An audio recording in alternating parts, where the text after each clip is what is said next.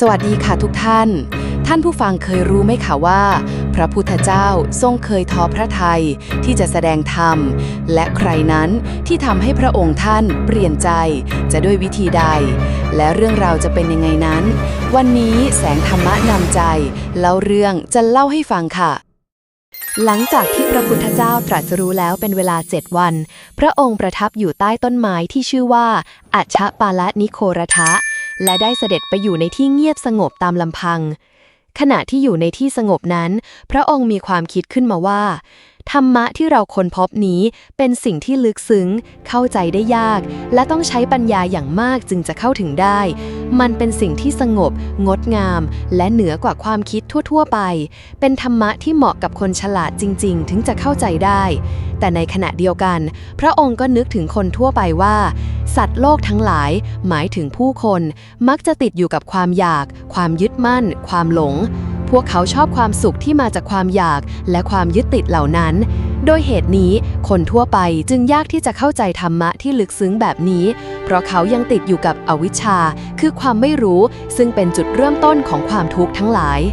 ในตอนนั้นเองท้าวสหบดีพรหมซึ่งเป็นเทพผู้มีบุญมากมีใจเมตตาและมีอำนาจสูงในสวรรค์ชั้นพรหมท่านทราบด้วยใจของตนเองว่าพระพุทธเจ้ากำลังลังเลใจว่าจะสอนธรรมะไม่หรือเพราะคิดว่าธรรมะลึกซึ้งเกินไปคนทั่วไปอาจจะไม่เข้าใจ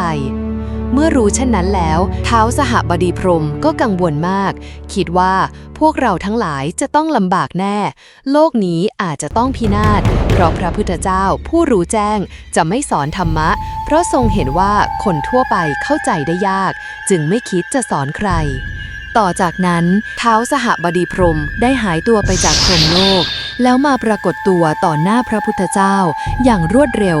ราวกับคนที่ยืดแขนหรือหดแขนแค่แป๊บเดียวเมื่อมาถึงแล้วท้าวพรหมก็คลี่ผ้าอุตราสงฆ์ผ้าเฉียงบ่านั่งคุกเข่าด้านขวาลงกับพื้นอย่างสุภาพยกมือขึ้นประนมแสดงความเคารพต่อพระพุทธเจ้าแล้วท้าวพรหมก็ทูลว่าข้าแต่พระพุทธเจ้าขอพระองค์ได้โปรดแสดงธรรมเถิดเพราะในโลกนี้ยังมีสัตว์ที่มีความหลงผิดความไม่รู้เพียงเล็กน้อยหากเขาได้ฟังธรรมเขาจะเข้าใจและเข้าถึงความจริงได้คนพวกนี้ยังมีหวังที่จะรู้แจ้งขอพระองค์อย่าทรงนิ่งเฉยเลยหลังจากที่ท้าวสหบดีพรหมทูลขอให้พระพุทธเจ้าโปรดแสดงธรรมแล้วท่านก็กราบทูลต่อไปเป็นคำกลอนคาถาโดยมีใจความว่าเมื่อก่อนนี้ธรรมะที่มีอยู่ในโลกยังไม่บริสุทธิ์เพราะถูกตีความหรือเข้าใจผิดโดยคนที่ยังมีความหลงผิดอยู่ทำให้ธรรมะแบบผิดๆได้แพร่หลายในแคว้นมคธชื่อดินแดนหนึ่งในอินเดียสมัยนั้นขอพระองค์ได้โปรดเปิดประตูแห่งธรรมะที่แท้จริงธรรมะที่จะทำให้หลุดพ้นจากความตายขอสัตว์ทั้งหลายได้ฟังธรรมะที่พระสัมมาสัมพุทธเจ้าผู้หมดสิ้นจากกิเลสทั้งปวงได้ตรัสรู้แล้วอย่างลำดับเหมือนอย่างที่คนที่ยืนอยู่บนยอดเขาสูงที่สามารถมองเห็นผู้คนรอบๆด้านได้ชัดเจนฉันใดพระองค์ก็ทรงเห็นชัดว่าใครพร้อมจะเข้าใจธรรมะและควรได้รับการชี้ทางฉันนั้นข้าแต่พระองค์ผู้เปี่ยมด้วยปัญญาทรงมีดวงตาแห่งปัญญาที่มองเห็นสิ่งต่างๆได้อย่างรอบคอบและลึกซึ้งขอพระองค์ผู้ไม่เศร้าโศกได้โปรดขึ้นไปยังปราสาทแห่งธรรมหมายถึงการมองโลกด้วยสายตาแห่งธรรมความเข้าใจอันสูงส่งแล้วขอพระองค์ทรงมองลงมาดูผู้คนในโลกนี้ซึ่งเต็มไปด้วยความทุกข์ความโศกเศร้าเพราะถูกความเกิดและความแก่ครอบงำไว้ข้าแต่พระองค์ผู้มีความเพียรและทรงชนะกิเลสทั้งปวงผู้เป็นผู้นำทางที่ไม่มีหนี้กรรมอีกต่อไปขอพระองค์จงเดินทางไปในโลกเพื่อโปรดสัตว์ขอพระองค์แสดงเถิดเพราะยังมีผู้คนอีกมากที่สามารถเข้าใจธรรมะและจะรู้แจ้งได้หลังจากนั้นพระพุทธเจ้าทรงรับฟังคำอ้อนวอนของท้าวสหบดีพรหมพระองค์ทรงเกิดความเมตตากรุณาต่อสัตว์โลกจึงใช้พุทธจักษุซึ่งหมายถึงดวงตาแห่งปัญญา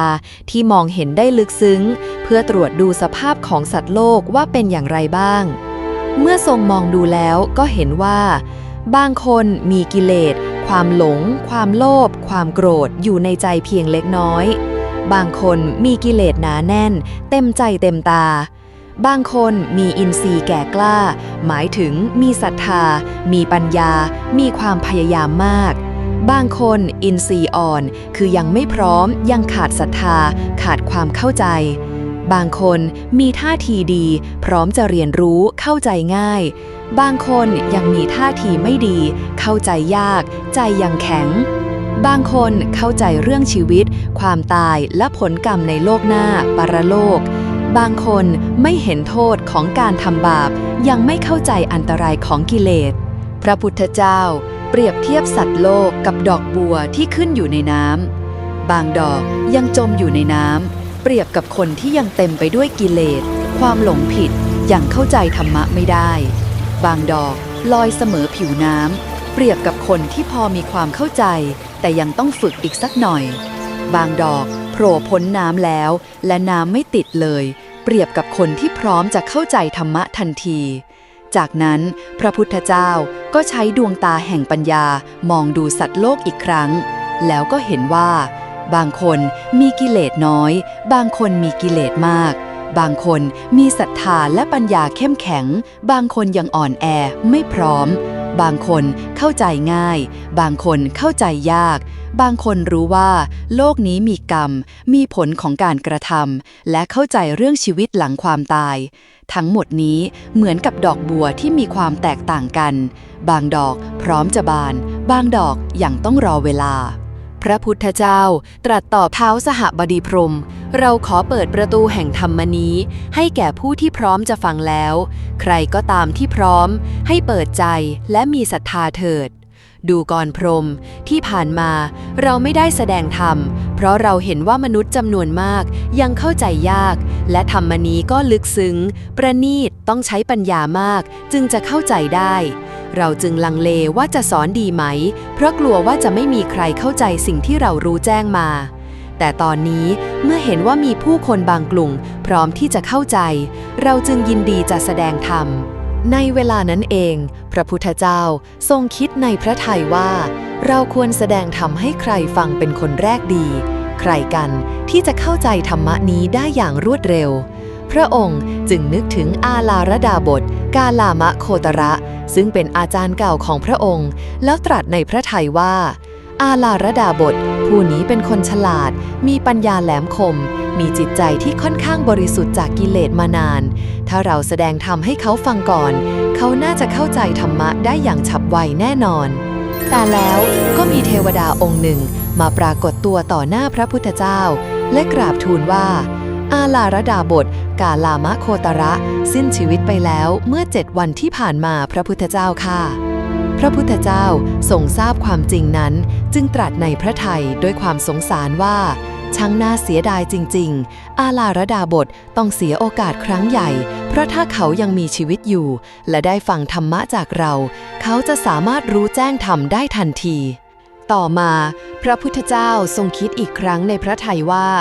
ถ้าอย่างนั้นเราควรแสดงธรรมให้ใครฟังดี